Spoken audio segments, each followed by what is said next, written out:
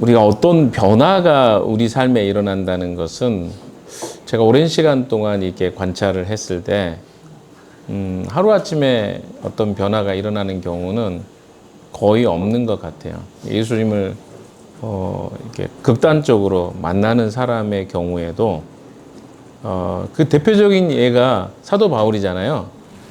사도 바울은 굉장히 극적으로 예수님 만납니다. 다메섹에서 예수님을 만나게 되죠. 거기서 눈이 멀게 되고 3일 동안 눈먼 상태로 지내다가 아나니아의 안수 기도를 받고 눈이 떠지게 됩니다. 그런데 그게 바로 그 사건으로만 바울이 회심했다라고 보기에는 어렵습니다. 왜냐하면 사도행전에 보면 그 사건 전에 스데반의 순교의 이야기가 나오기 때문에 그렇습니다. 그래서 스데반의 순교가 결정적으로 바울에게 회심할 수 있는 그 바탕의 어떤 사건이었다는 것을 우리가 무시할 수 없는 것이죠. 그러니까 우리가 어떤 변화를 경험하게 될 때는 그 변화 이전에 어떤 사건들이 우리에게 반드시 존재합니다. 그래서 그 마음이 움직여갈 때는 그 사건 전에 있었던 사건과 아울러서 또 다른 사건, 오늘 본문에도 이제 그런 내용이 나옵니다만은 특별한 사건이 사람의 마음에 변화를 가져옵니다. 근데 우리에게는 주로 그 꼭지점만 보거든요. 근데 그 꼭지점 외에도 그 꼭지점을 향하고 있었던 수많은 사건들이 우리에게 전반에 있었기 때문에 사람이 극적 변화가 있다는 것을 좀 기억해 볼 필요가 있을 것 같습니다. 제가 왜 이런 이야기를 드리냐면, 우리가 그리스도인으로 살면서 참 지난하게 삶의 극적 변화나 영적인 변화를 경험하는 게 참 어렵습니다. 제가 PCT를 요즘에 이제 조금씩 하고 있는데요. 좀 길게 갈 것 같아요. 이번에는 PCT를 예전처럼 막 이렇게 하진 않을 겁니다. 근데 하다 보니까 어떤 걸 느끼냐면 한 사람의 변화가 참 길게 오래 걸리는구나. 이 목회 상담하는 과정에서 신앙이 한 번에 이렇게 성장하는 경우가 별로 없구나 하는 것들을 보게 됩니다. 그래서 이 문제가 해결된 것 같은데 또 다시 이야기하다 보면 또 다시 그 문제에서 어려워하고 힘들어하고 있고, 또 다시 돌아보면 몇 년 전에 있었던 이야기가 다시 회자가 되고 하는 것들을 보면서 사실은 목회자로서는 내가 이 사역을 하는 것이 의미가 있나? 이런 생각이 들 때가 있어요. PCT 했던 사람들을 타겟으로 하는 거 아닙니다. 이게 무슨 말이냐면, 이게 어떤 목회를 하면서 만약에 내가 하고 있는 어떤 행위와 이것들이 사람을 바꾼다라고 그러니까 내가 누군가를 변화시킨다고 생각한다면 이건 참 못할 일이다 라는 생각을 하게 됩니다. 그러나 참 놀랍게도 하나님이 그 사람의 마음을 만질 때는 변화가 일어납니다.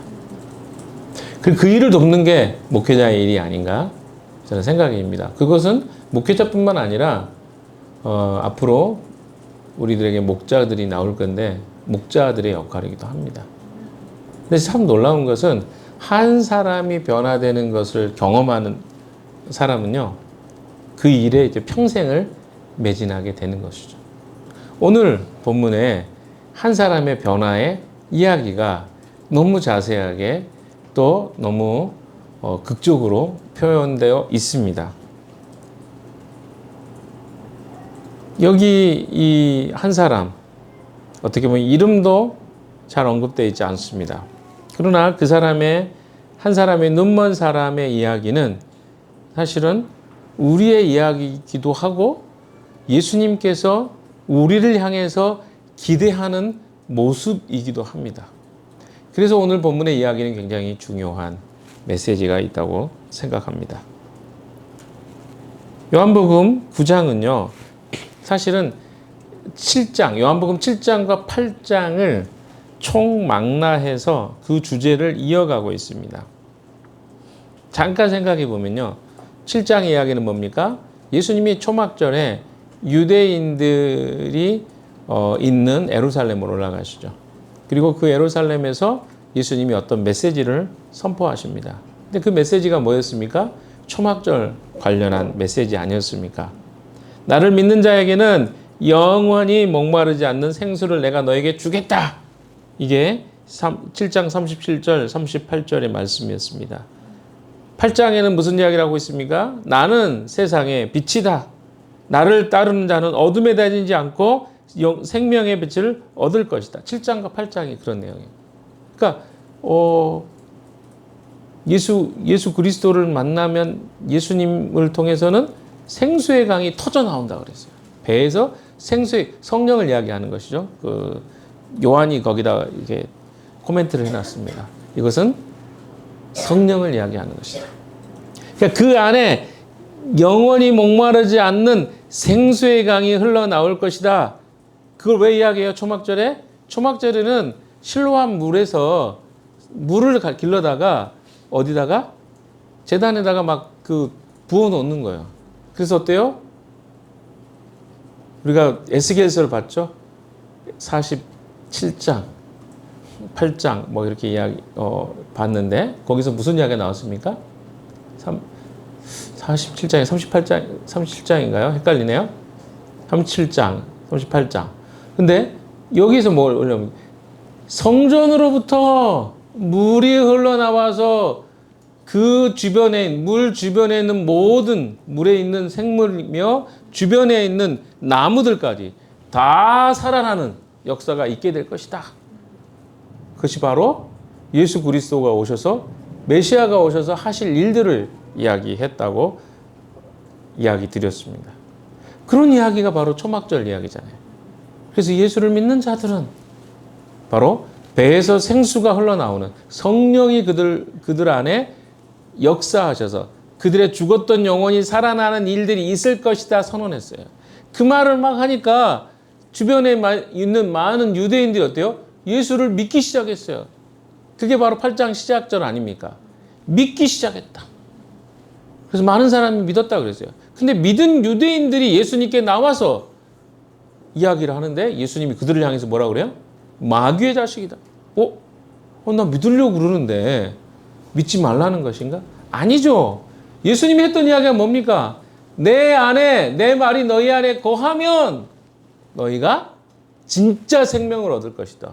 내 제자가 될 것이고 진리를 알게 될 것이고 진리가 너희를 자유케 할 것이다. 다 설명해 줬어요. 그런데 그들은 어떻게 합니까? 여전히 자기들의 방식으로 예수님이 자기들을 인정해 줄 것을 구합니다. 그러니까 그들은 믿는다는 것이 예수님이 말씀하시고 이야기하신 것을 믿은 것이 아니라 자기들이 믿고 싶은 것을 예수님이 지지해 주기를 원했던 것이죠. 오늘 우리의 문제가 그런 문제가 아닐까요? 내가 믿고 있는 바를 주님이 지지해 주기를 바라죠. 주님이 우리에게 이거 아니야. 이렇게 살면 잘못됐어. 라고 이야기할 때 여러분이 어떤 마음과 태도로 그것을 받아들이십니까? 거부하잖아요. 아니요. 저 잘 살아왔는데요. 제가 믿는 거 이게 뭐가 문제가 있어요? 주님과 싸우려고 그래요. 이게 유대인들의 모습이었어요. 내가 믿어왔던 이 생각이 틀리지 않았다는 것을 예수님께 항변합니다. 그분이 메시아이시고 창조주 되신 그분 앞에서 그들이 감히 뭐라고 이야기해요? 네가 틀렸다. 우리 아버지는 아브라함이다. 너 아브라함보다 더 높아? 막 따지는 거예요. 그러니까 지금 창조주 되시는 그분에 대해서 그들이 듣지 않아요. 그래서 예수님이 9장의 이야기를 보여주시는 거예요. 9장의 이야기는 그렇게 시작됩니다. 이 7장과 8장을 모르면 9장 이해가 안 돼요. 그 9장의 이야기는요. 이 눈먼 사람을 잘 이제 들으셔야 돼요. 눈먼 사람을 예수님 자신의 모습과도 어떤 부분은 같이 놔요. 그리고 우리의 모습으로도 같이 놓습니다. 이 두 가지가 같이 있어요. 왜냐하면 예수님은 어떻게 오셨어요? 이 땅에 오셔서 아버지의 뜻대로 그대로 순종하셨습니다. 자기 생각이 없는 게 아니었어요. 내 생각이 있었죠. 그러나 어때요? 나는 내 뜻대로 하지 않고 아버지가 하라는 대로 나는 한다. 그렇게 합니다. 아니 예수님이 하나님이신데 제 2위 하나님이시잖아요. 성부, 성자, 성령. 제 3위가 성령이니까. 그러면 어때요? 하나님이 자기 마음대로 하는 게 뭐가 문제가 있어요? 그런데 어때요? 이 땅에 오셔서 아버지의 뜻을 따라 나는 이곳에 모든 일을 행한다. 그래서 모든 일이 하기 전에 항상 누구하고? 성부와 상의 드리는, 그게 기도잖아요. 그러니까 어때요? 이 성자 되신 그리스도께서 하셨던 것들은 우리에게 요구하는 것과 똑같습니다. 왜? 예수 그리스도가 아버지의 뜻을 따라 자기의 생각대로 하지 않고 순종했던 것처럼. 바로 이 눈을 보지 못하는 사람이 똑같이 해요. 예수님 자신도 아버지께 보냄을 받은 자라 그랬어요. 근데 눈먼 자도 보냄을 받았어요. 어디로 갑니까? 실로암으로. 실로암으로 가서 저희가 군대에서 이 노래 제일 좋아했거든요. 어두운 밤에 캄캄. 이제 나중에 뒤 후렴구에 오주야 막 하면서 난리가 나요. 막 이렇게. 그러니까 그 리듬이 좋아서 그 사람들은 노래를 부르고 춤췄을지 모르지만 이거는 뭐냐면 보냄을 받았다. 그 이게 무슨 의미인지를 모르고 그냥 막 불러요. 보냄을 받았. 뭘 보냄을 받았어? 뭘 보냄을 받았어? 오늘 그걸 찾아봅시다. 대체 우리는 어디로 보냄을 받았는가? 보냄을 받았다는 의미가 뭔지를 알아야죠. 그 노래만 취해가지고 부른다고 막 유튜브에 보시면 일어나셔도 됩니다. 피곤하신 분은 뒤에서 들으셔도 돼요. 유튜브에 보면 막 그 군인들이 막 떼창하고 막 노래 부르고 막 그러잖아요. 근데 나는 그래서 그거 보면서 되게 사람들 감동적이라고 이렇게 하는데 거기서 질문이 나와요. 정말 저 의미를 알고 저 노래를 부를까? 대부분 99점 몇 프로는 모를 거예요. 저도 그랬거든요. 모르고 불렀거든요. 저도 그때 불렀으니까. 군대에서 가장 인기 찬양 중에 하나가 실로암이었어요. 근데 중요한 건 그 뜻을 모르는 거예요. 오늘 그 이야기를 좀 해보려고 합니다. 자, 오늘 본문에서 이야기하고 있는 것은요, 한 사람이 앞을 보지 못하는 사람을 병 고치는 이야기가 전부가 아닙니다. 그걸 잘 보셔야 돼요. 그냥 하나의 스토리가 되게 재밌잖아요. 이야기가 나오니까 이거 되게 재밌다. 이렇게 보실 수 있어요. 그런데 스토리 속에 어떤 메시지들이 담겨 있습니다. 이 한 사람의 사건을 통해서 예수 그리스도를 따르는 자들에게 혹은 반대하는 사람들에게 주고 싶어하는 깊은 메시지가 담겨 있습니다. 특별히 유대인들, 즉 명목상의 하나님을 따르고 있다고 하는 사람들에게 주는 메시지가 여기에 있습니다. 여기에 굉장히 중요한 주제들은 뭐냐면 명목상으로 주님을 따르는 사람들에게 이 메시지를 주고 있다는 것이에요. 아니 이미 잘 믿고 있는 사람에게 굳이 이런 메시지를 줄 필요는 없겠죠. 그러니까 명목상으로 주님을 따르는 그리스도인, 하나님 믿는다고 하는 사람들에게 주는 메시지라는. 그럼 이게 우리에게 해당이 될까요? 안 될까요? 될 수 있다는 것입니다. 왜냐하면 이미 예수님께서는 8장 44절에 이렇게 말씀하셨습니다. 너희는 너희 아비 마귀에서 났으니 너희 아비의 욕심대로 너희도 행하고자 하느니라. 그는 처음부터 살인자요 진리가 그 속에 없다. 이렇게 이야기해 버렸어요. 그래서 진리에 서지 못하고 거짓을 말할 때마다 제 것으로 말하니 이는 그가 거짓말쟁이요 거짓의 아비가 되었습니다. 이거 개역성경입니다. 무슨 말이에요? 그들이 믿고 따르는 그 아버지가 누구예요? 마귀란 말이에요. 근데 그 사람들은 뭐라고 생각해요? 우리 아버지가 하나님이라고 믿고 있어요. 이게 지금 아버지가 대체 누가 진짜 아버지냐는 거죠. 근데 예수님이 선언합니다. 네 아비는 하나님이 아니라 마귀다. 무엇으로 그것을 알 수 있었어요? 그들이 믿고 따르는 그 아비를 따라서 행하는 행위를 통해서 그것이 증명됐습니다. 거짓을 행하고 참으로 오신 예수 그리스도를 미워하고 죽이려고 했기 때문에 그렇죠. 그래서 이미 8장에서 예수님은 유대인들이 지금 영적으로 어둠의 상태에 있다는 것을 지적했습니다. 그래서 빛으로 오신 아들이 왔기 때문에 그 아들을 받아들여야만 너희는 어둠에서 어디로 올 수 있다? 빛으로 올 수 있다. 근데 여기서 문제는 뭐냐면 자기들이 이미 빛 가운데 있다고 하니까 문제인 거예요. 어둠이라고 주님은 말씀하시는데 그들은 자기들이 빛 가운데 있다.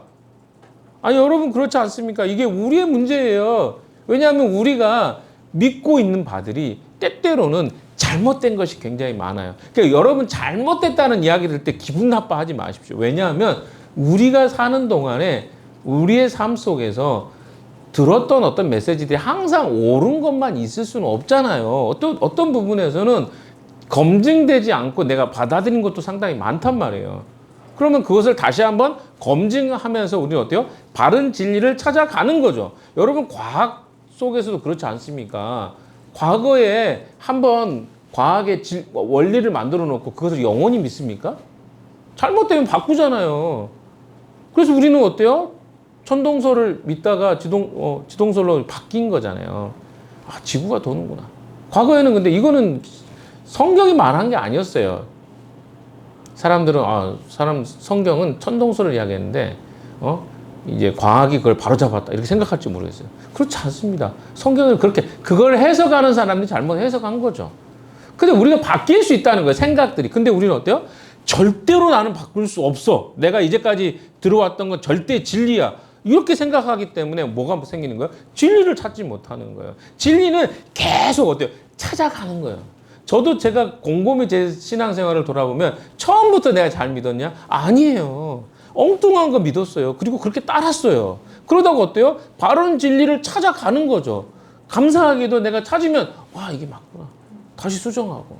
근데 우리 안에 어떤 게 있냐면 누군가가 여러분의 신앙생활과 삶에 대해서 어떤 걸 지적해주고 성경으로 교정해 주려고 할 때 거부하는 현상이 굉장히 많습니다. 왜?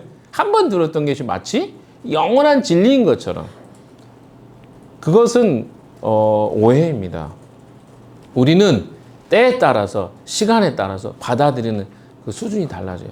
어렸을 때 삼국지 읽은 거하고 나이가 들어서 삼국지 읽은 거 또 이제 50대가 넘어서 삼국지 달라요. 어떻게 다 똑같아요. 생각이 다른데 이미 생각과 가치관과 받아들였던 어떤 시간과 배웠던 학문이 다른데 같을 수가 없어요. 성경도 똑같습니다. 제가 처음으로 성경을 읽었을 때하고 지금하고는 너무 달라요. 제가 고민했던 시간들이 있어요. 청춘이 아니라 청년의 시간 때 정말 성경을 보면서 고민했던 내용들이 있어요. 근데 그때는 아무리 고민해도 모르겠는 거예요. 아니, 여러분은 진짜 감사한 시대에 물론 이렇게 말하면 꼰대라고 할 수 있겠지만 감사하라고 하는 건 뭐냐면 제가 신앙생활 할 때는 그걸 찾을 수가 없었어요. 그러니까 찾기가 너무 힘들었어요. 물론 요즘에는 너무 정보가 많아서 찾기 힘든다 똑같다고 말할 수도 있습니다. 그래도 지금이 조금 더 낫다 저는 생각합니다. 왜냐하면 성경을 종이로 배웠잖아요. 종이로 배우니까 성경을 하나 찾으려고 하면 내가 이 성경에 대한 지식이 전혀 없으면 전혀 찾을 수가 없어요. 날새요. 찾으려면 대체 종이로 손을 해가지고 대체 어디 있지? 근데 지금은 어때요? 검색 기능 딱 누르면 단어 하나 치면 딱 나오잖아요. 이거 얼마나 좋은 일인지 아세요? 근데 안 써. 검색 기능이 있는데 안 써. 슬픈 일이죠. 응? 이단들하고 싸울 때 그랬어요. 이단들이 어디 이런 걸 이단이라고 했냐 적그리스도 이런 거 하면 그러면 서로 싸우는 거야. 그게 어디 있었더라? 근데 걔네들한테 지는 이유는 뭐냐면 걔네들은 그 싸움하려고 미리 다 외워와요. 어디에 있다. 이거 딱 해. 우리는 근데 준비 안 된 사람은 그러니까 나 못 찾겠는데? 그럼 지는 거예요. 그때는 그렇게 했어요. 근데 요즘에는 그것도 안 통하죠. 그냥 검색하면 되니까. 참 아날로그 시대가 그럴 때가 있었습니다. 그러니까 뭐냐면 신앙생활을 할 때 지금 여러분은 굉장히 공부를 하려고 하면요. 정말 깊이 할 수 있어요. 사실은. 그러니까 과거에 여러분의 처음 신앙했을 때보다 신앙이 성장하면서 새로운 것들을 받아들이는 것도 여러분 필요해요. 근데 어때요? 이 유대인들은 받아들이려고 하지 않았어요. 이미 알고 있는 것에 의해서 기반해서 나는 계속 살겠다는 것을 주장한 거거든요. 결국 주님이 그 문제를 건드린 거거든요. 잘못된 것들이 있었거든요. 그들이 믿고 있는 바가 바른 것도 있었지만 틀린 것들이 굉장히 많았습니다. 특별히 본질적으로 문제가 되는 것들이 있었잖아요. 왜? 아브라함의 자녀가 되는 것으로 하나님의 자녀가 될 수, 진짜 영적 자녀가 될 수 있다고 믿었거든요. 그러나 주님은 그렇게 말하고 있지 않습니다. 하나님의 자녀가 된다는 그런 식으로 되는 게 아니라, 그래서 요한복음 1장 13절에 그러잖아요. 우리가 하나님의 자녀가 되는 것은 혈이나 육이나 인간의 뜻에 의해서 결정되지 않는다고 하는 이유가 그거예요. 그러니까 내가 크리스찬 집안에 태어났기 때문에 예수를 믿는 게 아니에요. 내가 선택한다고 믿는 것도 아니에요. 이것은 하나님의 자녀가 되는 것은 하나님의 특별하신 그 진리 가운데 그 진리를 발견하는 자들만 가능한 겁니다. 그렇기 때문에 우리 안에 선입견으로 여러분이 가지고 있는 생각들 중에 나는 별로 배울 게 없어. 그래서 누군가가 나에게 성경으로 바르게 뭔가를 여러분이 가르쳐 주려고 할 때 여러분의 태도를 한번 생각해 보십시오. 나는 잘 받아들이는 편인지 아니면 거부하는 게 먼저 나에게 나타나는 반응인지. 여러분 성경에 예수님께서 이런 이야기 하기 전에 성경에 아주 기반이 되는 마가복음하고 누가복음에 보면 그런 내용, 씨 뿌리는 비유가 나옵니다. 씨 뿌리는 비유가 뭡니까? 하나님의 말씀이 뿌릴 때 사람들의 반응이 다르다는 거야. 길가에 뿌려진 사람, 돌짝밭에 뿌려진 사람, 가시덤불에 뿌려진 사람, 옥토밭에 뿌려진 사람. 그러니까 뭐냐면 어디에 말씀이 뿌려졌느냐에 따라서 그 사람들의 밭이 반응한다는 거야. 반응을 하는데 어떻게 해요? 그것을 기뻐하고 받는 자들이 있고 그것을 잠깐 받지만 금방 그것을 버려버린 사람이 있고 아예 처음부터 관심 없는 사람이 있다는 거예요. 여러분의 마음밭이 굉장히 그래서 중요합니다. 내가 하나님이 처음 내게 들려주신 것이 어떻게 다 100% 진리고 사실이라고 하겠어요. 그렇지 않습니까? 어렸을 때 우리가 아주 초등학교 때 배웠던 어떤 내용들이 평생 진리입니까? 응? 초등학교 때 가르쳤던 선생님의 이야기한 것이 영원히 나에게 진리예요. 공부는 이렇게 해야 돼. 가르쳐줬어요. 그래서 그걸 나는 평생 이것은 진리야. 우리 초등학교 선생님이 가르쳐줬으니까. 이렇게 믿고 사는 사람이 어디 있어요? 대학교 가서 가르치면 어때요? 오히려 훨씬 더 고급 학문이잖아요. 그러면 내가 예전에 배웠던 것들이 기반이 돼서 기초가 돼서 할 수는 있겠지만 그걸 때로는 버려야 될 때도 있는 거예요. 근데 제가 이 이야기를 왜 여러분에게 드리냐면 여러분 시대에 가장 어려운 게 그거예요. 내가 이미 받았던 어떤 말씀을 안 버려요. 그리고 버리지 않고 주장해요. 내가 이렇게 믿었기 때문에 나는 이렇게 계속 살아갈 거야. 문제는 그것 때문에 주님을 잘 못 믿기도 한다는 것입니다. 중요한 것은요, 우리가 하나님을 잘 모를 수도 있다는 것인데 그것이 우리에게는 잘 받아들여지지 않는 것 같습니다. 그래서 소경 이야기, 그러니까 눈먼자 이야기가 나오는 거예요. 영적으로 거듭나려면요, 반드시 성경은 성령으로 다시 태어나야 된다고 이야기를 합니다. 즉, 우리의 영적인 눈이 열려야 한다는 것입니다. 다시 이야기 드립니다. 요즘에 피곤하신 분들이 많은가 봐요. 제 눈에 오늘 굉장히 많이 띕니다. 제 잘못일까요? 그건 제가 쓸데없는 생각인 것 같아요. 이거 그 사람의 문제이죠. 이런 공격이 와요. 제가 가끔 하다 보면 이렇게 좋은 사람이 많다 보면 내가 메시지를 잘못 준비했나 이런 생각도 들기도 하는데 이거는 연민이니까 쳐내겠습니다. 예. 이 사람이 먼저 주님 만나려면 영적인 눈이 열려야 되거든요. 영적인 눈이 안 열리면 이 사람은 어때요? 변화될 수 없습니다.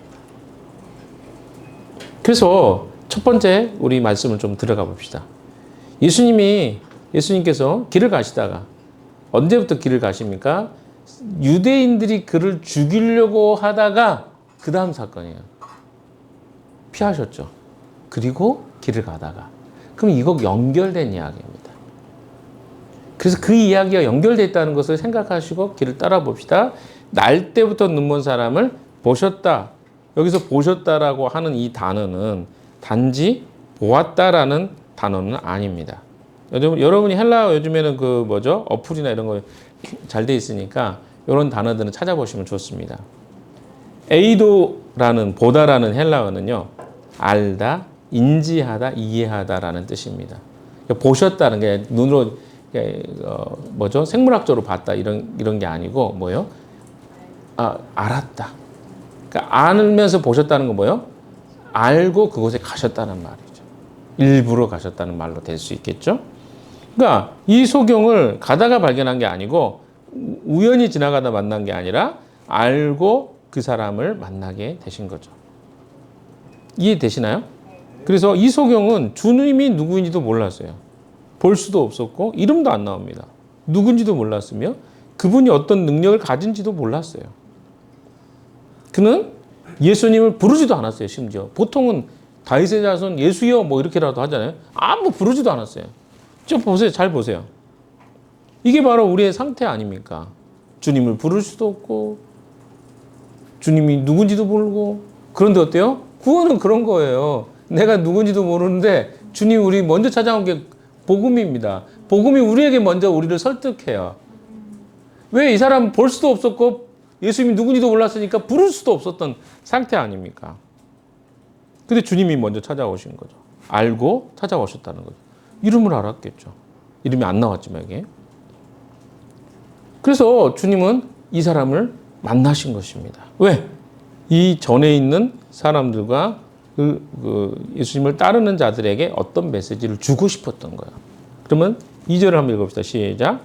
예수께 물었다. 선생님이 이 사람이 눈먼 사람으로 태어난 것이 누구의 죄 때문입니까? 이 사람의 죄입니까? 부모의 죄입니까? 이 제자들은 뭐라고 생각한 거예요? 기본적으로 엉뚱한 생각을 하고 있었어요. 무슨 생각입니까? 사람이 눈을 멀었다는 것은, 뭐, 문둥병이 걸렸다는 것은 그 당시의 사람들에게는 어떤 생각이었냐면, 뭔가 이 사람이 잘못을 했기 때문에, 이 사람이 눈이 멀거나, 그렇게, 아니면은 부모가 잘못을 했거나, 그러니까 부모의 죄가 이 사람에게 유전된다고 믿었던 거예요. 그것이 팽배했던 것 같습니다. 유대 사람들이 그렇게 믿지 않아요, 원래. 근데도 그 당시의 사람들에게는 이런 생각이 보편적인 생각이었던 것 같아요. 그래서 어때요? 이 사람은 더 뭔가 잘못을 했기 때문에 눈이 먼 상태로 태어난 거 아닌가? 이런 생각을 했던 거죠. 근데 주님이 뭐라고 이야기하십니까? 한번 봅시다. 3절 시작.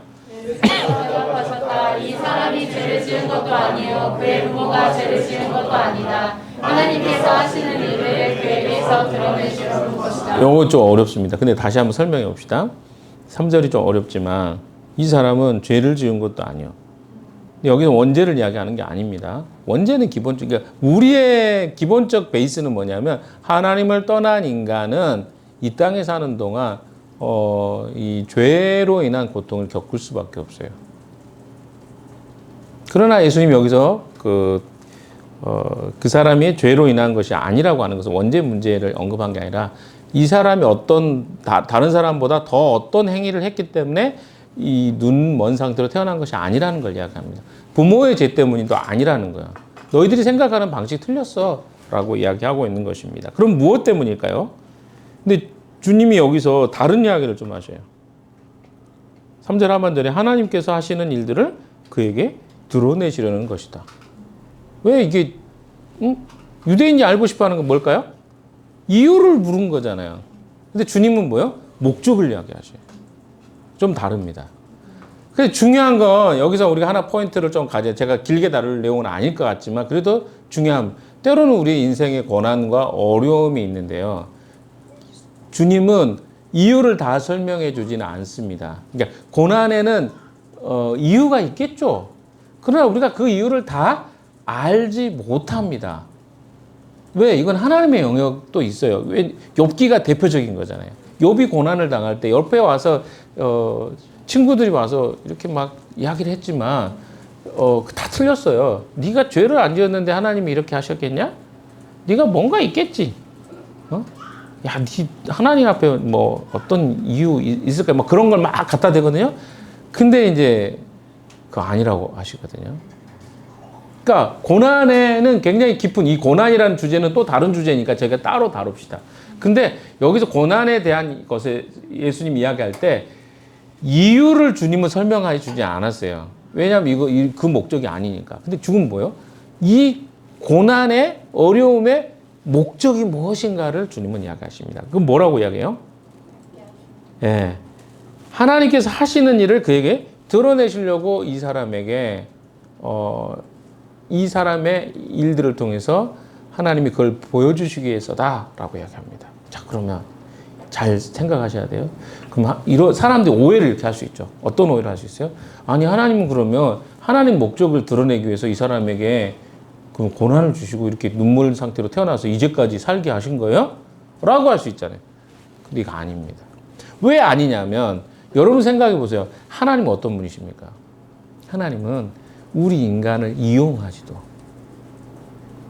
도구로 생각하지 않으신 거예요. 만약에 하나님이 우리를 로봇처럼 오른팔 들어, 왼팔 들어,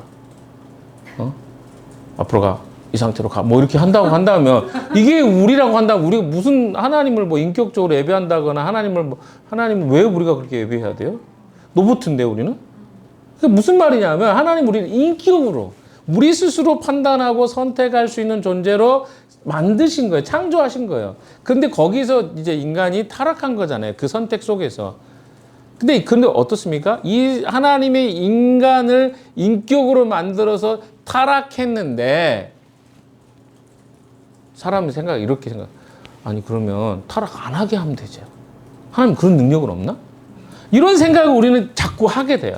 그러나 다시 설명합니다. 하나님은 어때요? 우리를 인격으로 창조하신 거예요. 타락하는 것까지도 우리가 어떻게 하는 거예요? 선택할 수 있는 기회를 주신 거예요. 만약에 우리가 그런 것들을 원망하면요, 어떤 일이 생기냐면 하나님 우리를 로봇으로 만드시지 왜 이렇게 인격적인 존재를 만드셨어요 하는 것이 나옵니다. 거기까지 가요. 이건 대도리가 되는 질문이긴 한데 아무튼 이 질문에 대해서 제가 이야기하려고 하는 건 아니고요. 고난이라는 건 때로는 우리가 이해할 수 없는 부분이 있다는 거죠. 고난에 대해서는 따로 이야기하겠지만 이 앞 못 보는 사람에게 이 말씀을 하셨던 것들 그리고 이 사건을 이야기하는 것들은요. 고난의 문제를 이야기하려는 목적은 아니기 때문에 좀 넘어가겠습니다. 다음에 다른 주제가 있을 때 한번 다루기로 하고요. 4절부터 한번 4절 5절 한번 읽어봅시다. 시작. 우리는 나를 아무도 일할 수 없는 밤이 곧 온다. 내가 세상에 있는 동안 자, 4절 5절은 무엇을 이야기할까요? 그러니까 이 유대인들이 원하는 답을 예수님이 하지는 않으셨습니다. 그러나 예수님이 목적을 이야기합니다. 이 사람의 이야기를 통해서 뭘 이야기하냐면 4절에 보면 우리는 나를 보내신 분의 일을 낮 동안에 우리라는 표현이 좀 독특한 표현이죠. 어떤 버전에서는 다른 사본에서는 나라고도 번역된다고 나와 있습니다. 자, 그러면 이걸 어떻게 해석을 할 수 있을까요? 영어로는 we 그 다음에 단어가 must가 나옵니다. 우리가 하여야 하리라. 이게 무슨 말일까요? 이건 반드시 해야 되는 걸 must 뭐 여러분 아주 have 용법 must have 가장 강력한 게 have must잖아요. 이건 반드시 해야 돼. 뭘 해야 돼요, 그러면? 뭘 반드시 해야 된다는 거예요. 그 이야기를 강조하고 싶은 거예요. 아무도 일할 수 없는 밤이 곧 온다. 이게 무슨 말입니까? 그 예수님의 죽으심과 예수님 떠나심을 이야기하거든요. 그러니까 뭐예요? 지금 낮이라는 거예요. 예수님이 활동하시는 때예요. 그러면 그게 뭡니까? 복음이 선언되고 선포되고 지금 일하고 계시는 때예요. 그래서 어때요? 주님은 지금 일하시는 거예요. 무슨 일을 하고 계신 거예요? 사람들에게 빛으로 그들의 생명을 구원하는 일을 지금 하고 계신 겁니다. 그래서 어때요? 나중에는 어떤 때가 온대요? 내가 세상에 있는 동안 나는 세상의 빛이다. 이렇게 말씀하십니다. 그래서 처음에 예수님이 어떤 이야기를 하셨냐면 나는 세상의 빛이다 그랬어요. 요한복음 1장에 나오죠. 이 빛은 사람들에게 생명이다. 이 생명은 빛이었다라고 이야기합니다. 예수님 자신이 생명의 빛이에요. 그래서 어때요? 생명이 그 빛을 발하게 되면 그것을 영접하게 되면 어떤 생명을 얻게 되는 방식이에요. 요한복음의 이야기는 그겁니다. 그러니까 뭐냐면 생명으로 오셨어요. 그러면 그 생명의 빛이신 그리스도를 어떻게 하면 돼요? 용접하면 돼요. 모셔드리면 돼요. 빛이 비춰졌어요. 그럼 받아들이면 되는 거예요. 이게 바로 예수님이 하시는 일이거든요. 반드시 해야 될 일이 뭐냐면 이 빛을 받아들이는 일이에요. 그게 바로 우리에게 주어진 일입니다. 그러니까 세상의 사람들, 특별히 유대인들은 뭘 안 한 거예요? 그 빛 대신 그리스도를 영접하지 않은 거예요. 받아들이지 않은 거예요. 그들이 뭘 한 거예요, 그러면? 비판하고, 판단하고, 부정하고, 거부한 거잖아요. 이것이 굉장히 중요한 이야기입니다. 예수님이 하시는 일은 뭐냐면 그 빛을 소개하고 있어요. 자기를 드러내셨어요. 내가 하나님의 아들이다. 내가 하나님 보낸 자다. 메시아다. 그렇게 이야기. 사람들이 그러니까 어떻게 해요? 돌로 쳐서 죽이려고 했잖아요. 그럼 사람들이 해야 될 일이 뭘까요? 받아들여야 돼요. 그런데 보세요. 우리의 속성은 뭐냐면 나중심주의가 우리 안에 꽉 들어져 있어가지고 내가 중심이 되고 싶은데 주님이 주인이 되겠다고 하면 우리는 그걸 어때요? 반역하고 싶어요. 거스리고 싶어요. 그래서 뭐예요? 거부하는 거예요. 그게 오늘 이야기입니다. 예수님은 그 이야기를 하고 계세요. 너희들은 무엇을 해야 되냐? 받아들여. 자, 이것은 예수님이 계시는 동안이야. 그럼 오늘은 뭡니까? 지금 우리에게는 뭡니까? 교회가 하는 일이에요. 교회가 뭘 합니까? 세상의 사람들에게 그리스도를 증거하는 일입니다. 성령이 하시는 일입니다. 성령이 어떻게 하십니까? 사람들의 마음에 그리스도가 누군지를 가르쳐 주세요. 그럼 사람들은 어떻게 해야 돼요? 그걸 모셔드리고 받아들이면 돼요. 근데 그걸 안 하는 거죠. 안 하는 자들은 어둠 가운데 있는 거고 그것을 받아들인 자들은 빛 가운데 있는 것이죠. 너무 단순한 원리입니다. 그러나 이것은 굉장히 어렵습니다. 아까 이야기했던 것 이 소경의 이야기는요, 두 가지 메시지가 담겨 있습니다. 첫 번째는 이 소경된 사람은요, 예수님이 우리 그리스도인들에게, 믿는 자들에게 주신 사명이 무엇인지를 대신 보여줍니다. 예수님이 하신 사명이기도 하고요. 왜? 예수님은 아버지가 보내신 대로 그걸 했어요. 그렇죠? 이 소경도 어떻게 해요? 예수님이 뭐라고 해요? 실로암으로 가라 그러잖아요. 왜 말 안 해? 해야 때가 딱 나가는데 아무튼 실로암으로 가라 그러잖아요. 그 사명대로 가잖아요. 보냄받고 그리고 뭐예요? 거기다가 물을 씻으라 그러잖아요. 그럼 씻으면 끝난 거예요. 이게 끝난 거예요. 예수님도 어때요? 아버지가 하라는 대로 사명 갖고 가가지고 십자가에 못 박혀 죽으신 거예요. 그러므로 뭐가 이루어집니까? 수많은 영혼이 구원을 받죠. 이 소경도 어때요? 보내심 받은 대로 그냥 가서 물을 씻으니까 눈이 나아진 거예요. 똑같은 일이에요. 우리 그리스도인에게 똑같은 부름이 있습니다. 무슨 일입니까? 부름 받았어요. 어떤 부름입니까? 가라고 부름 받았어요. 가는 게 목적은 아닙니다. 왜? 간 다음에 어떤 일이 일어나요? 씻었잖아요. 그 다음에가 진짜 사명이에요. 왜? 씻은 다음에 뭐예요? 자기가 어떻게 낫게 됐는지를 사람들한테 어떻게 간증하기 시작하는 이게 사명이에요. 그러니까 보내심의 목적은 뭐예요? 사명을 감당하라는 거. 어떤 사명? 내가 그 전까지는 한마디도 못하던 사람이 그 다음에 이야기를 하잖아요. 내가 몰랐는데 가라고 하니까 가서 씻었더니 나았더라. 이걸 말하는 게 사명이거든요. 그리스도인의 사명은 뭡니까? 내가 이렇게 했더니 나았더라. 그리고 그것이 나를 이렇게 변화시켰더라. 이제 문제는 뭔지 아십니까? 내 안에 변화가 없으면 말할 수 없더라. 내 안에 어떤 일도 일어나지 않았는데 누군가에게 뭘 이야기한다는 거예요? 불가능합니다. 그래서 이것을 생명이 가진 자들만이 할 수 있는 특권입니다.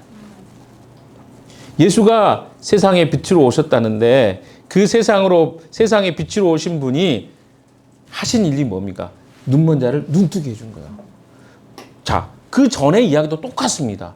유대인들에게 예수님은 엄청나게 많은 기적을 행하셨어요. 근데 유대인들이 어때요? 안 받아들여요. 뭘로 받아들여요?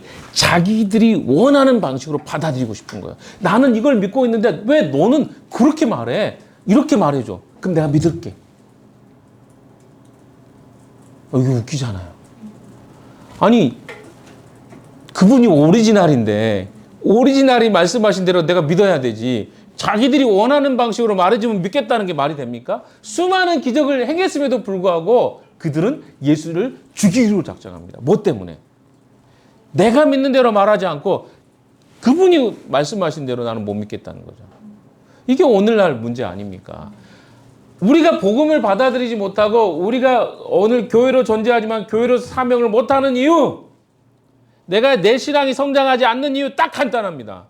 주님 말씀하신 대로 믿지 않는 거예요. 뭐대로 믿는 거예요? 내가 믿고 싶은 대로 믿는 거예요. 아니, 주님이 말씀하신 대로 믿는 게 그렇게 어렵습니까? 근데 그게 어렵죠. 왜? 우리 안에 뭐가 있으니까? 내가 믿고 있는 신이 있는 거예요. 내가 믿고 있는 가치가 있는 거예요. 그거를 안 버리고 싶어요. 못 버리니까 계속 그 신을 따르는 거예요. 여러분 안에 그게 있어요. 버리지 못하는 것들이 있다고요. 근데 되게 어떻게 보면 이 소경은요, 너무 간단했어요. 아무런 판단도 하지 않았어요. 주님이 하라는 대로 그렇게 했어요. 그러면 구원이 맙니다. 모든 구원은 그런 방식으로 이루어져요. 주님이 하라는 대로 순종하면 돼요. 근데 우리에게 어려운 건 뭐예요? 이미 우리에게는 다른 신이 있어요. 내가 믿고 있는, 기대하고 신뢰를 두고 있는 존재가 있어요. 그러다 보니까 그렇게 하라는 대로 말을 받아들이거나 순종하지 못하는 것입니다. 사랑하는 여러분, 이 말씀을 잘 보십시오. 6절, 7절에 예수님께서 이 말씀을 하신 뒤에 땅에 침을 뱉어서 어떻게 해요? 예? 진흙에 바릅니다. 이런 행위가 뭘까요? 왜 이렇게 했을까요? 더럽게 왜 그렇게 하셨을까요? 하필이면 진흙이야. 아니, 침이야. 더럽다고 생각하십니까? 지금 이 사람은 아무것도 몰라요. 근데 여러분, 진흙은요, 이런 의미가 있습니다. 이거는 굉장히 중요합니다. 여러분 잘 생각해 보십시오. 진흙하면 생각난 게 뭡니까? 창조하실 때. 제가 그냥 어슈메가 추적한 게 아니라 요한복음 1장에 예수 그리스도 1장 3절이 뭐라고 하냐면 그리스도가 아니고 말씀이 아니고는 창조된 것이 없다고 이야기합니다. 이 땅의 모든 존재는 말씀에 의해서 창조되었어요. 말씀으로 창조하셨어요. 그 창조된 존재들이 그를 거부하는 것이 바로 요한복음의 시작점에 있었던 이야기입니다. 근데 예수님이 어때요? 눈먼 자에게 어떤 일을 합니까? 진흙으로 그 눈을 발라줘요. 예수님이 오셔서 하는 일이 뭡니까? 세상의 눈먼 자들을 고치는 일을 해요. 어떻게? 새로운 존재로 만들어 주시잖아요. 니고데모에도 그렇게 이야기했잖아요. 응? 하나님 나라를 누가 볼 것이냐? 물과 성령으로 거듭나지 않고는 하나님 나라에 들어갈 수 없다. 이 눈먼 소경에게요, 주님은 친히 진흙으로 새롭게 그의 영혼과 생명을 회복시켜 주십니다. 눈에 있는 것을 어때요? 영적인 눈이 띄어지게 하죠. 이 사람은 눈을 떴어요. 그 육체적인 눈만 뜬 게 아니라 영적인 눈을 뜨게 됐어요. 그리고 그가 말하기 시작합니다. 뭘 말합니까? 보시면 사람들이 이런 이야기를 하죠. 8절 읽어볼까요? 시작. 이웃 사람들과 그가 전에 거지인 것을 보아 9절 다른 사람들 가운데 또 들으는 그가 아니라 그와 비슷한 사람이다 하고 말하기. 그런데 눈을 뜨게 된 그 사람은 내가 바로 그 사람이요. 뭡니까? 사람들이 의견이 분분. 아니, 달라지니까 눈을 떠버리니까 사람들이 못 알아본 거예요. 야, 이 사람 그 사람 아니야? 에이씨, 어떻게 저 사람이 저 사람이야? 아니야. 논쟁이 일어난 거야. 근데 그 사람이 뭐래요? 나는 내가 그 사람 맞소. 그 사람이 하는 일이 뭐예요? 자기가 누구인가를 이야기해요. 그 다음에 하는 일이 뭡니까? 10절에 사람들이 그에게 물었다. 그럼 어떻게 눈을 뜨게 됐어? 궁금하죠? 그러니까 11절에 이야기하죠. 11절 시작. 그가 대답하였다. 예수라는 사람이 진흙을 떼어 내 눈에 바르고 나더러 실로암에 가서 씻으라고 하였어. 그래서 내가 거기 씻었더니 보게 되었어. 그 사람은 뭘 이야기합니까? 있었던 대로 이야기합니다. 자기에게 일어난 변화를 그대로 말하는. 그러니까 사람들이 어때요? 그 중에 믿는 사람이 생겼겠죠. 물론 여기 안 나왔지만. 12절 시작. 사람들이 눈을 뜨게 될 사람에게 묻기를 그 사람이 어디에 있어 하니 그는 모르겠어 하고 대답하였다. 그는요, 뭐 거창한 거 이야기한 거 아닙니다. 뭘 이야기했어요? 있었던 거 그대로 이야기했어요. 모르는 건 모른다고 이야기하고 아는 것을 안다고 이야기했어요. 이게 증인이에요. 보냄받은 사람은 어떻게 살면 돼요? 내게 일어난 일을 그냥 겪은 대로 이야기합니다. 꾸며서 이야기하는 게 사람들이 어떻게 이걸 들으면 감동이 될까 이거 생각하고 말한 게 아니었어요. 그냥 자기가 어때요? 있었던 거. 아니 사람들한테 모르겠어 하면 또 이제 모른다 말하면 사람들이 이러지 않을까 이런 생각 안 했다니까요. 그냥 모르면 모른다. 아는 것은 아는다. 이렇게 말하는 거예요. 이게 보냄받은 사람의 모습 아닙니까? 예수님도요. 보냄받아서 어떻게 오셨어요? 하나님의 아들이라는 걸 이야기했잖아요. 사람들이 싫어하는 거 알았어요. 근데 그가 그대로 이야기하잖아요. 그 나머지는 어때요? 그들의 반응이에요.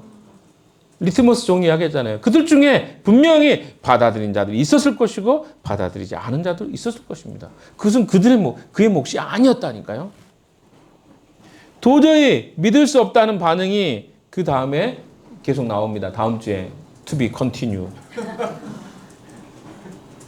다음 주에 됩니다. 재밌겠죠? 근데 끝내라 달라는 말처럼 들려요. 그렇게 하면 이게 결론을 이야기하는데 억울해하지 마십시오. 제 느낌대로 이야기했습니다. 예수님을 여러분 진짜 믿잖아요. 변화가 생깁니다. 변화가 안 생길 수가 없어요. 변화가 되지 않는 것은 생명이 없는 거예요. 제가 자주 이야기하잖아요. 종종. 과거에 우리가 여기서 농사 지을 때 감자를 씨를 집어넣는데 한 달이 돼도 싹이 안 나고 아무것도 안 올라 죽었나 보다. 근데 한 달이 좀 넘어가지고 좀 너무 깊게 심어가지고 이렇게 어느 정도 적당히 심어 농사를 못하는 사람들이니까 그냥 막 집어넣어가지고 너무 깊게 심어 이 아이가 올라오는 얼마나 힘들었겠어요. 올라오다 한 달이 넘어서 올라오는 경우가 있었어요. 그런 경우는 있어요. 근데 생명이 있으면 반드시 자랍니다. 근데 생명이 없으면 절대로 싹을 맺고 잎을 내고 열매를 내지 못합니다. 그리스도인도 마찬가지예요. 우리 안에 진짜 그리스도의 변화를 경험하잖아요. 그걸 간증하잖아요. 열매가 나옵니다. 왜? 거기에 생명이 있기 때문에 그렇습니다. 반응이 안 좋을 수도 있죠. 그건 우리 몫이 아니에요. 예수를 믿는 자들에게 주시는 메시지라고 저는 생각합니다. 진짜 예수님을 믿고 새 사람이 된다면 세상 사람들이 우리를 보고 이렇게 말할 것입니다. 이 사람이 그 사람 맞아? 얘가 그 시온이야? 이렇게 말할 거야. 이 사람이 이렇게 변한 거야? 차은과 이렇게 바뀌었다고? 웬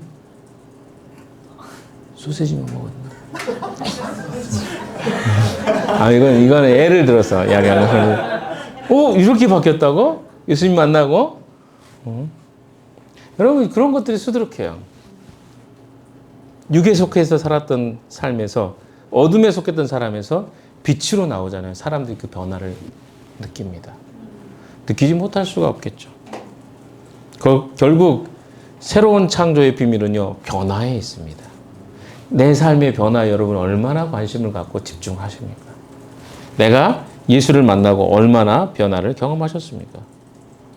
이 변화에 대한 관심을 여러분 가지셔야 돼요. 왜? 예수를 만나면 변화가 있기 때문에 그렇습니다. 삶이 바뀝니다.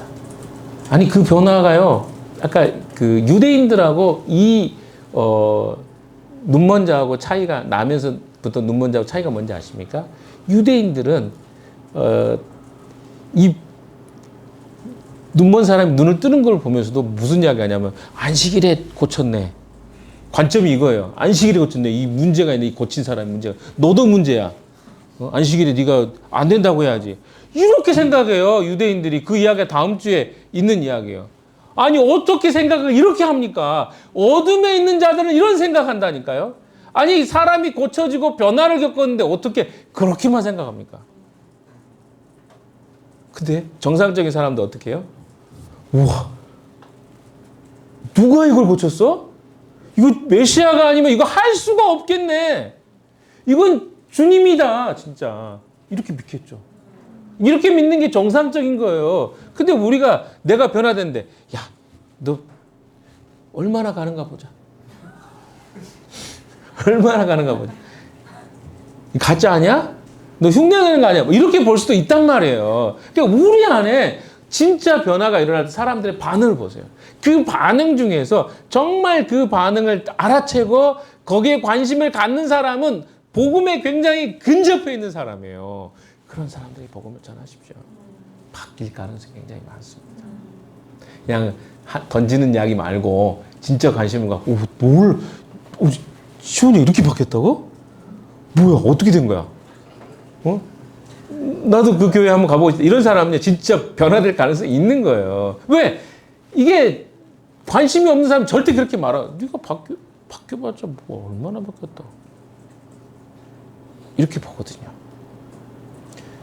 그리고 사람들이요. 정말 그리스도 안에 있잖아요. 그 사람의 진짜 모습을 보기 시작합니다.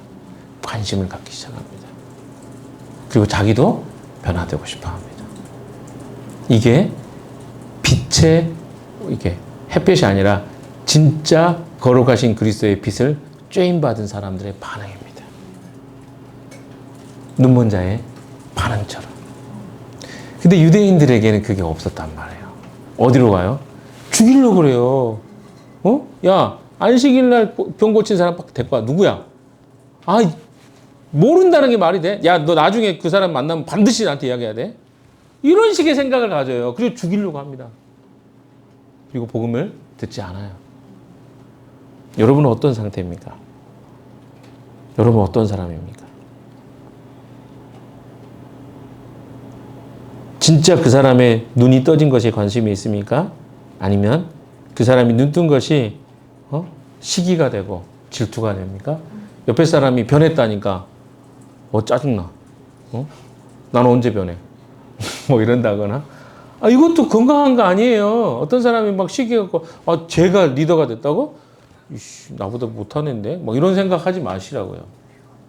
그거는 어디서 어둠의 반응이에요. 진짜 빛의 반응은 어때요? 그걸 정말 격려해주고 응원해주고 잘 됐다고 하고 이게 우리 안에 내가 어디에 속했는가를 판단해 볼 수 있어요. 물론 어둠에 속했기 때문에 아무리 말해도 못 알아먹어요. 진짜 슬픈 이야기예요. 그러나 빛에 속한 자들은 어때요? 저 사람이 저렇게 반응하는 걸 보니까 이 사람이 아직 진짜 복음을 모르는구나. 알게 되는 거예요. 판단하라는 말이 아니라 속으로 알면 돼요. 그래서 여러분이 정말 미안하지만 우리 교회 안에도 똑같습니다. 복음을 정말 알아먹은 사람과 그렇지 않은 사람들의 차이가 있을 수밖에 없어요. 그래서 우리는 그런 사람을 돕는 일을 우리가 해야 되는 거예요. 나는 이제 빛의 참된 의미를 알았으니까 그냥 나는 이제 알았어. 끝이야. 귀찮아. 이게 아니에요. 이렇게 될 수가 없어요.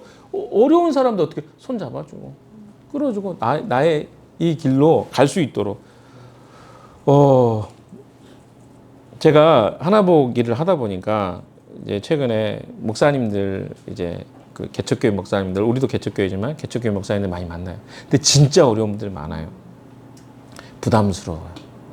솔직히 부담스럽다는 게 왜 부담스럽냐면 어떤 분들 이야기를 들으면 이 사람 어떻게 살지? 막 이게 들려요. 생계비를 한 푼도 못 받고 막 어려움 속에 살아가시는 분들을 막 이야기 들으면 내가 뭔가 나도 내 앞길도 못 가리면서 도와주고 싶고 막 이런 마음이 생겨요. 근데 내가 이 일을 그러면 왜 해야 되지 막 고민이 돼요. 그런데 뭐냐면 그분들이 목회를 건강하게 하면 거기에 속해 있는 성도들이 변화될 것들이 보이잖아요. 김용국 목사님 하시는 것처럼. 그럼 내가 그 일을 해야지 그러면. 우리 교회만 생각하고 하는 게 아니라 아니 그런 분들이 잘 건강하게 살 수 있도록 하는 게 내 일이겠더라고요. 내 시간 내야 되고 우리 교회 성도들하고 하는 것도 버거운데 시간 내가지고 또 그분들하고 우리 크리스탈은 지금 요즘에 얼마나 바쁜지 몰라. 응? 풍삼기 사모님하고 하고 있죠. 다른 교회 사모님하고 하고 있죠. 또 뭐야 엄마 먼저도 하고 있죠. 엄청 바빠요. 또 다른 교회에서 또 요청이 와가지고 내가 말을 못했어요. 우리 아내한테 부탁해달라고 하는데 너무 부담 되는데 아직 이야기 못했습니다. 예, 지금 이야기하는 거예요. 아니 뭐 거절을 하든 안 하든 상관없는데 아무튼 제가 하면 되니까 만약에 안 돼요. 예. 그렇지만 사실 이게 우리가 가지고 있는 부담이에요. 그러니까 우리가 이걸 해야 되는 거예요. 왜? 그렇게 해서 끌고 가야죠. 안 믿는 사람들을. 잘 안 되는 사람들. 결론입니다. 사랑하는 여러분. 여러분에게 지금 이건 챌린지라고 저는 생각합니다. 오늘 본문은요. 살았지만 죽은 자 같았던 어둠의 사람들에게 예수님은 빛으로 찾아오셨습니다. 아무도 그가 왜 눈먼 자였는지 설명할 수 없습니다. 그러나 중요한 것 무엇입니까? 그 인생에 닥쳤던 수많은 고난 속에 주님이 그를 찾아오셨어요. 그렇지 않습니까? 그리고 그를 새로운 창조로 새롭게 그를 창조해 내셨습니다. 그 인생을 새롭게 된 거예요. 그게 놀라운 거 아닙니까? 그는 그것을 경험했습니다. 그리고 그는 보냄받은 자로 삶을 살기 시작했어요. 우리는 다 보냄받았어요. 예수님이 그렇게 we must work 이라고 표현했잖아요. 우리가 반드시 그 일을 해야 된다. 우리는 뭐 해야 돼요? 보냄받은 자의 일을 must 해야 된다니까요. 반드시 해야 돼요. 이거는 should도 아니고 have도 세지만 have보다 must가 들어갔잖아요. 우리는 뭐예요? 이거 안 하면 안 되는 사람들이에요. 뭐라고요? 빛을 받은 것을 증거하는 일을 멈추면 안 되는 사람들이다. 그렇게 부름받았어요. 이게 우리 안에서 아직 그 빛을 아직 이해하지 못하는 자 반드시 이끌어줘야 됩니다. 또 교회 밖에 있는 양들, 우리 안에 있는 잃어버린 양이 있고 우리 밖에 있는 잃어버린 양이 있습니다. 우리 양 안에 있는 양부터 잘 돌아봅시다. 그 다음에 어때요? 반드시 밖에 있는 양에게도 우리가 경험한 것을 나누는 것 반드시 해야 되는 일입니다.